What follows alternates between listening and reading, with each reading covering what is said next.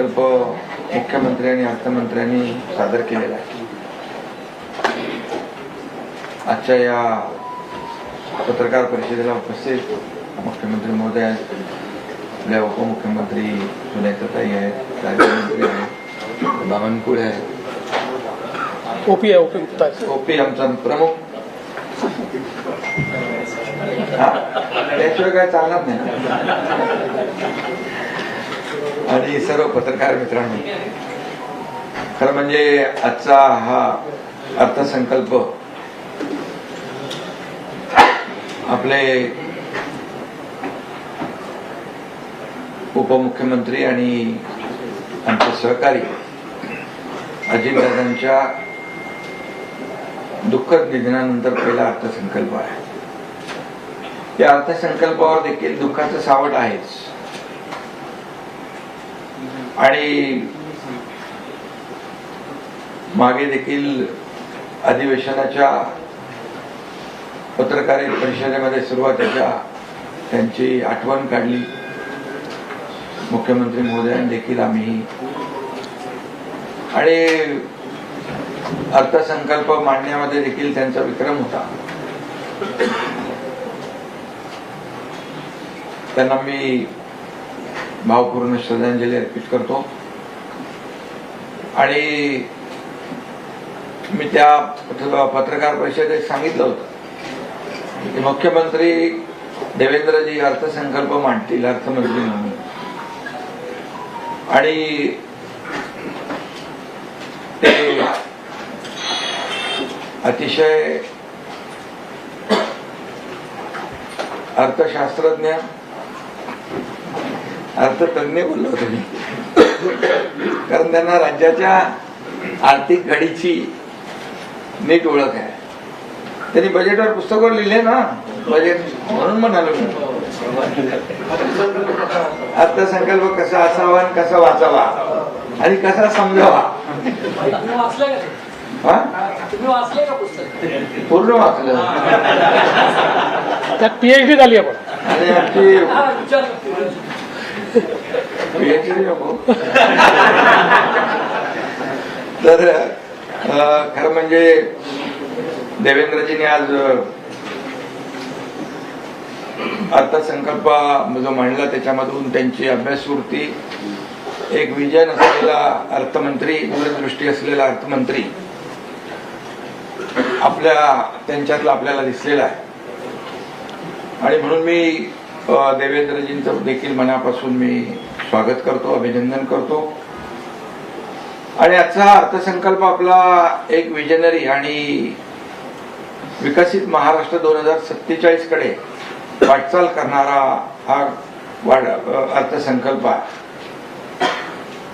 आणि नुसती वाटचाल नाही तर खंबीरपणे वाटचाल करणार आहे. कारण आजच्या बजेटमधून आपण पाहिलेलं आहे की, मी त्या सगळ्या डिटेलमध्ये जाणार नाही, परंतु अनेक प्रकल्प आपण घेतलेत.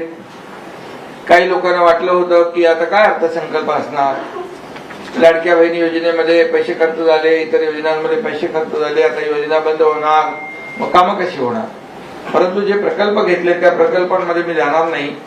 परंतु हे प्रकल्प जे आहेत, रस्ते आहेत, यामध्ये मेट्रोचं जाळं आहे, रेल्वेचं जाळं आहे, जलमार्ग आहेत, आणि अगदी ग्रामीण भागात देखील रस्त्यांचं जाळं निर्माण व्हावं याचं बारीक सारीक लक्ष देऊन 1000 गावांच्या 1000 लोकसंख्येच्या गावात देखील कॉन्क्रीटचे रस्ते असावेत.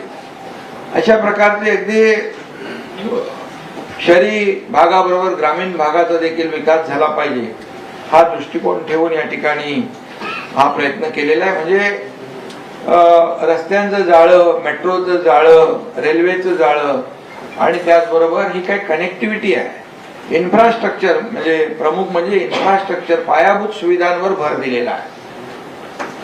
आणि मगाशी सांगितल्याप्रमाणे भांडवली खर्चात जी काही वाढ झालेली आहे, या पायाभूत सुविधा आवश्यक आहेत राज्याला.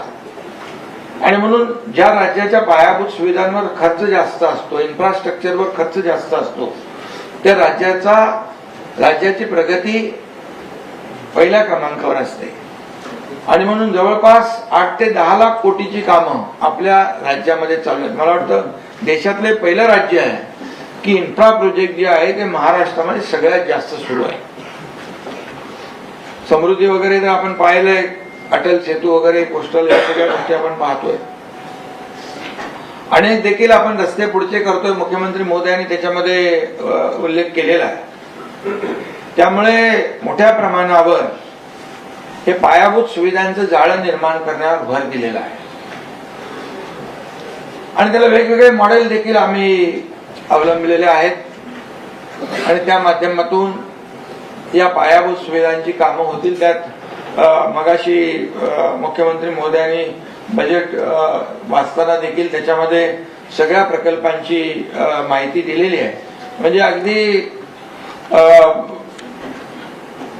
मुंबई विमानतळापासून नवीन मुंबई विमानतळाचं मेट्रोने जोडणं असेल, त्याचबरोबर इकडून आपलं वाढवण पर्यंत कनेक्टिव्हिटी देणं असेल, की नाशिक पर्यंत वाढवणं असेल, समृद्धीला जोडणं असेल, अशा अनेक मगाशी प्रकल्पांच्या बाबतीमध्ये मुख्यमंत्र्यांनी माहिती दिली. मी त्या डिटेलमध्ये काही जाऊ इच्छित नाही. पण खऱ्या अर्थाने आज विरोधकांना वाटत होतं की हे सगळं योजना सुरू आहे, त्यातल्या योजना बंद होतील, मग प्रकल्प कसे होतील. परंतु ही सगळी कसरत आम्ही केलेली आहे. आणि म्हणूनच मी मगाशी सांगितलं की मुख्यमंत्री महोदयांनी सादर केलेला अर्थसंकल्प जो आहे हा एक विजनरी आणि विकसित महाराष्ट्र 2047 कडे खंबीरपणे वाटचाल करणार आहे. जसं आदरणीय देशाचे प्रधानमंत्री विकसित भारत 2047चं स्वप्न आणि संकल्प घेऊन पुढे चालले, त्याला महाराष्ट्रातून मोठं योगदान आहे, मिळणार आहे. $5 ट्रिलियन जे काही प्रधानमंत्री महोदयांचा जो गोल आहे, आमचा महाराष्ट्राचा $1 ट्रिलियन गोल आहे. पण मी त्याहीपेक्षा सांगू इच्छितो की नीती आयोग जेव्हा इकडे आला, त्यांनी जेव्हा बैठक घेतली त्यावेळेस सांगितलं $1 ट्रिलियन नाही, $1.5 ट्रिलियन फक्त मुंबई आणि MMR मध्ये पोटेन्शियल आहे. आणि त्यामुळे सगळ्यात जास्ती योगदान महाराष्ट्राचं आपल्या विकसित भारत 2047 मध्ये विकसित महाराष्ट्र 2047च्या रूपाने होणार आहे. आणि म्हणूनच मी मुख्यमंत्री महोदयांचं मगाशी अभिनंदन केलं. त्याचबरोबर सगळ्यात महत्वाचं म्हणजे पुण्यश्लोक अहिल्यादेवी होळकर शेतकरी कर्जमाफी कधी करणार असं विरोधक बोलत होते. आणि त्यावेळेस निवडणुका होत्या, मुख्यमंत्री मी होतो, देवेंद्रजी आणि अजितदादा आमची टीम होती. आणि त्यावेळेस आम्ही घोषणा केली, लाडकी बहीण योजना तर सुरूच होती आणि शेतकरी कर्जमाफीची घोषणा केली. तेव्हा कर्जमाफी कधी करणार, लाडक्या बहीण योजनेचे पैसे कधी, ते तर पैसे सुरू आहेत. पण आम्ही सांगितलं होतं योग्य वेळी कर्जमाफी होणार. आणि आजच्या बजेटमध्ये मुख्यमंत्री महोदयांनी ती घोषणा करून योग्य वेळ सिद्ध केलेली आहे. त्यामुळे आता विरोधकांना काय बोलायला संधी आम्ही ठेवलेली नाही. आणि म्हणून मुख्यमंत्री माझी लाडकी बहीण योजना हेही सांगितल्याप्रमाणे मुख्यमंत्र्यांनी कधी बंद होणार नाही आणि ती कायम सुरू राहणार. शेतकऱ्यांची कर्जमाफी देखील जे सांगितलंय आपलं 2025 सप्टेंबर पर्यंत 2 लाखापर्यंत जी कर्जमाफी करायची आहे. आणि त्याचबरोबर नियमित कर्ज भरणारे जे 50,000 रुपये इन्सेंटिव्ह देतो तेही आम्ही देणार. आपल्याला आठवण म्हणून मी सांगतो, महाविकास आघाडीने हे 50,000 रुपये इन्सेंटिव्ह देणार म्हणून घोषणा केली होती, पण त्यांनी दिले नाही, महायुतीने दिले. महायुतीने आम्ही दिले ते. त्यामुळे हे आता जे निर्णय झालेला आहे तो निर्णय होणार आहे. म्हणजे आम्ही जे बोलतो ते करून दाखवतो, याचा प्रत्यय आजच्या बजेटमधून आलेला आहे.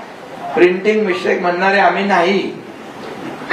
जी वचननाम्यामध्ये आम्ही वचनं दिलेली आहेत ती पूर्ण करणार आणि त्याचा प्रत्यय जो आहे आजच्या देवेंद्रजींच्या अर्थसंकल्पातून या महाराष्ट्राने पाहिलेला आहे.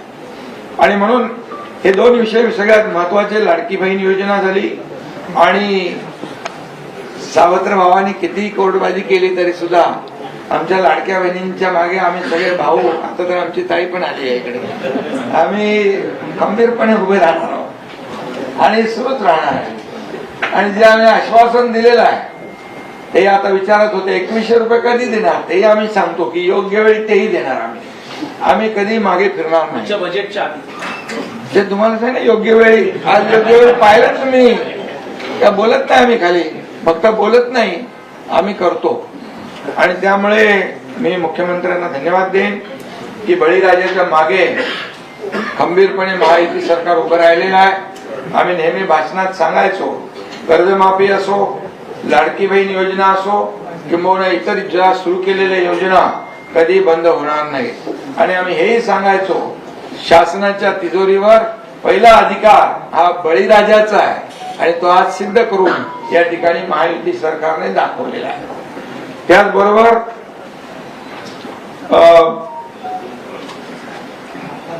आपल्या हिंदू हृदय सम्राट बाळासाहेबांची जन्मशताब्दी वर्ष आहे. मुख्यमंत्री महोदयांनी तेही सांगितलं की पहिला टप्पा झालाय, दुसरा टप्पा जो आहे तो लवकरच पूर्ण होईल, त्यालाही कुठं काही कमी पडणार नाही.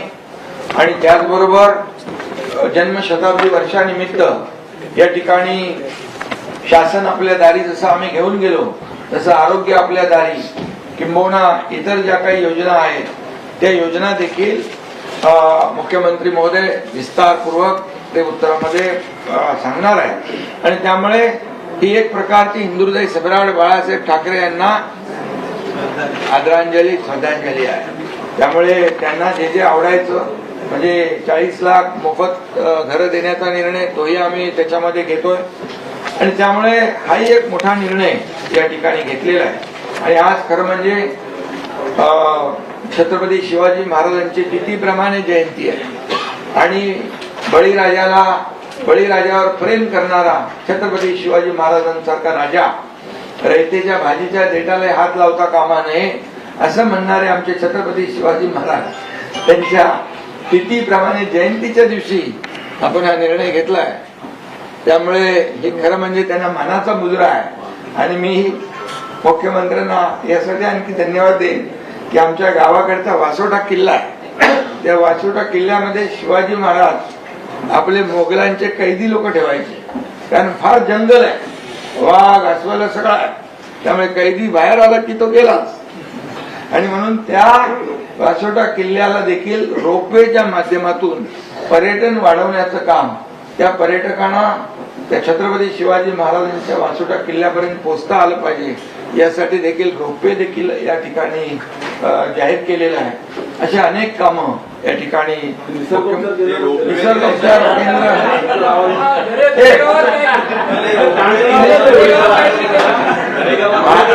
मी तर दरेक गावात जातोच, इतरांनी पण आलं पाहिजे. तुमचा पत्रकारांचा ताण तणाव कमी करण्यासाठी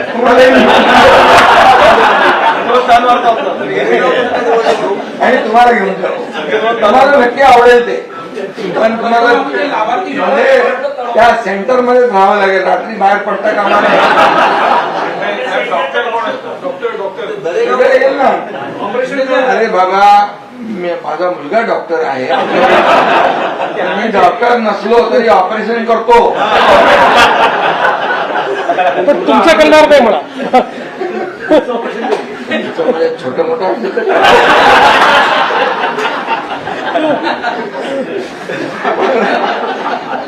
ऑपरेशन म्हणजे कुणाला कधी होऊ नये, आजार होऊ नये.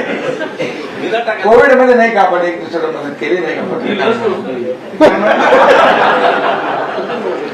मोदीजींनी तर लस देशातल्याच नाही विदेशातल्या लोकांना पण कोविडची वॅक्सिन देण्याचं काम केलं. म्हणून आज बघा देशभरामध्ये त्यांचं नाव आहे ना. म्हणजे संकट काळामध्ये मोदीजीने ते करून दाखवलं आणि म्हणून संकट काळात महायुती सरकार बरोबर पोहोचतं. संकट कुठलंही असू द्या, आपत्ती असू द्या. त्यामुळे गमतीचा भाग जाऊ द्या, पण मी आपल्याला सांगतो की या सर्व योजना ज्या आहेत त्याच्याबद्दल सविस्तर मुख्यमंत्री महोदयांनी सांगितलंय. आम्ही याच्यातून एकच दाखवलंय की आम्हाला खुर्ची महत्वाची नाही, दिलेलं वचन महत्वाचं आहे आणि म्हणून ते वचन पाळण्याचं काम आम्ही केलेलं आहे. नोकर भरतीबद्दल देखील सांगितलं की महायुतीच्या काळात 1,20,000 रेकॉर्ड ब्रेक भरती झाली. आता पण 75,000 लोकांना भरती करायचं आहे. युवकांना देखील रोजगार, जे परदेशी गुंतवणूक आली 30 लाख कोटींची, आता दावोसला गेले होते ज्यावेळेस, त्यावेळेस 30 लाख कोटींचं परदेशी गुंतवणूक आली आणि नुसती कागदावर राहत नाही. मी जेव्हा दोनदा गेलो दावोसला तेव्हा त्याचं कन्व्हर्जन 70 to 80% झालेलं आहे आणि आताही देखील मोठ्या प्रमाणावर रोजगार मिळेल. म्हणजे सर्व समावेशक सगळ्यांचा विचार केलेला आहे. शेतकऱ्यांचा केलाय, लाडक्या बहिणींचा केलाय, लाडक्या भावांचा केलाय, शेतमजुरांचा केलाय. शेतमजुरांना कधी आपण घेतलं नव्हतं जेव्हा गोपीनाथ मध्ये ते आपल्या अपघात योजनेमध्ये, त्यांचाही केलाय आणि सर्व समावेशक असा हा अर्थसंकल्प आहे. आणि त्याचबरोबर पर्यावरणाला देखील प्राधान्य दिलेलं आहे. आपण वृक्ष लागवड किती करतोय, जवळपास 300 कोटी झाडं लावण्याचा देखील मोठा आपण संकल्प केलेला आहे आणि त्यामध्ये बांबूलाही प्राधान्य दिलेलं आहे. आम्ही बांबूला काय असले तुम्ही, अरे बांबू सगळीकडेच लागतो. बांबूला प्रधानमंत्री मोदयांनी काय म्हणाले, बांबू ये अभी बास नाही, बांबू ये घास आहे. आणि म्हणून बांबूची लागवड महाराष्ट्रामध्ये मोठ्या प्रमाणावर आपण करतोय. कोणाला कुठे लावायचं नंतर बघू आपण. पण बांबूच्या बाय प्रॉडक्ट जे आहे, बँगलोर सारखा, हसू नका, बँगलोर सारखा एअरपोर्ट बांबूच्या माध्यमातून झालाय, गोव्याचा बांबूच्या माध्यमातून झालाय, पार्लमेंट हाऊस. आणि त्यामुळे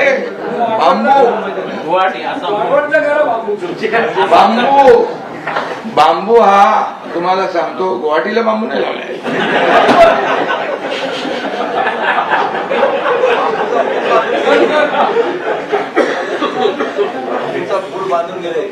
आणि तुम्हाला सांगतो बांबू काय म्हणजे आमचा मगाशी आपला काय त्यांचं नाव, बांबूवाला आपला आशा पटेलला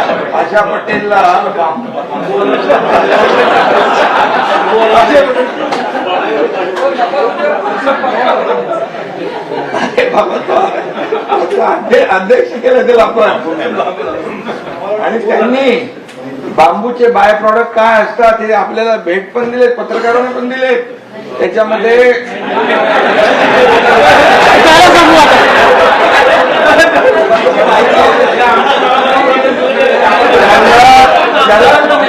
ज्याला मिळाले नसतील त्याला द्यायला सांगतो. आणि बघा, बाय प्रॉडक्ट बरोबर एक बांबू बी देते. आणि म्हणून त्याच्यामध्ये टॉवेल पासून, टी शर्ट पासून काय काय वस्तू आहे त्याच्या बांबूच्या बाय प्रॉडक्ट. चष्मा पण आहे, घड्याळ आहे, घड्याळ ते स्वतः पाशा पटेल घालतात.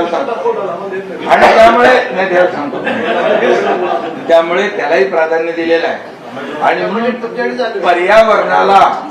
पर्यावरणाला महत्व दिलेलं आहे या अर्थसंकल्पात. आणि किती बोजा पडणार आता आज घोषणा केली आहे, बोजा काय, आता बोजा आम्ही सहन करणारे लोक आहोत. म्हणून तर लाडकी बहीण योजना पण आता सुरू आहे ना, त्याचं सगळं जे बोललोय ते करणार. आणि म्हणून आपल्याला मी सांगतो, अतिशय हा, मी आता आणखी जास्त काय बोलत नाही आपण. आणि हे सगळं करताना आपल्याला नियमात बसून सगळं केलेलं आहे. तो आपला भांडवली खर्चही वाढवला, पण राजकोषीय तूट, मगाशी मुख्यमंत्र्यांनी सांगितलं की स्थूल राज्य उत्पन्नाच्या 3% कमी ठेवण्यामध्ये यश मिळालेलं आहे, 2.60 आहे. आणि राज्याची महसुली तूट ही स्थूल राज्य उत्पन्नाच्या 1% कमी ठेवलेली आहे. आणि कर्ज 25% कमी ठेवलेलं आहे. 25% कर्ज काढण्याचे मुभा आहे, पण 18.5% आहे.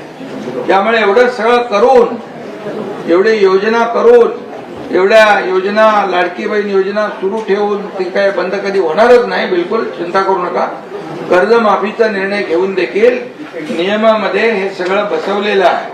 आणि त्यामुळेच मी मगाशी सांगितलं की उत्तम आपल्या महाराष्ट्राची आर्थिक नाडी देवेंद्रजींना माहीत आहे.